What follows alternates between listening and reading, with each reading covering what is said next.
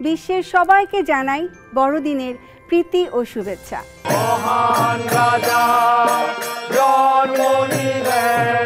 ঈশ্বর আমাদের সাথে কি ভাষায় কথা বলেন?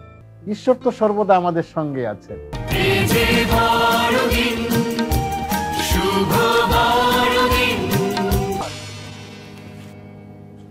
তুমি যদি ঈশ্বরের ভাষা বুঝতে চাও, দুটো পথ আছে।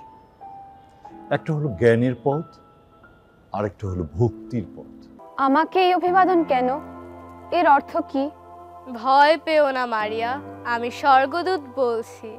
তুমি পরম প্রভুর বিশেষ অনুগ্রহ লাভ করেছো। মারিয়া পবিত্র আত্মার শক্তিতেই গর্ভবতী হয়েছেন।